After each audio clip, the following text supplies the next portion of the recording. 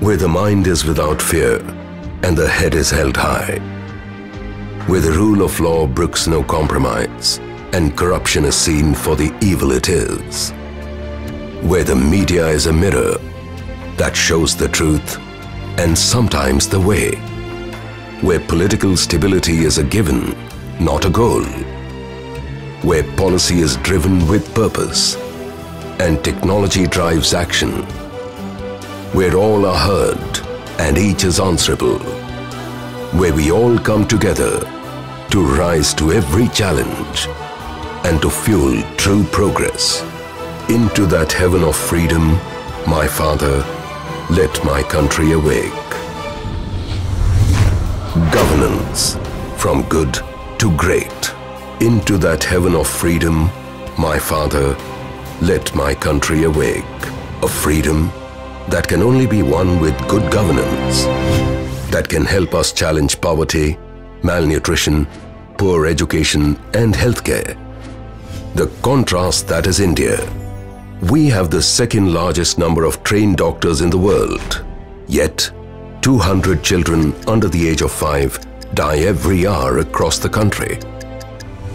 We have an act guaranteeing education for children, yet 6 million of them don't go to school. We have the world's largest school feeding program, yet India ranks 65 out of 79 countries on the Global Hunger Index. The World Bank and Brookings Institute evaluates the health of a country's governance using these 6 parameters of the World Governance Index: voice and accountability, political stability, government effectiveness, regulatory quality, rule of law, control of corruption. Results have shown when the WGI scores improve by just 1 standard deviation, infant mortality declines by 2/3, incomes rise about 3-fold in the long term, a 1-point improvement in the Government Effectiveness Index increases the FDI GDP ratio by 4%. Tapping into the immense potential of good governance will need not one step after another, but a leap, the governance leap. Dasra has identified over 120 non-government organizations that use a variety of approaches to strengthen governance.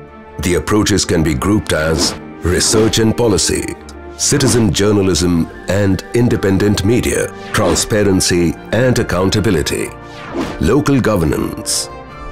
For India to be able to take the leap, 3 key stakeholders, civil society, private sector and government, must be aligned, and for that they need to collaborate, fund, lead.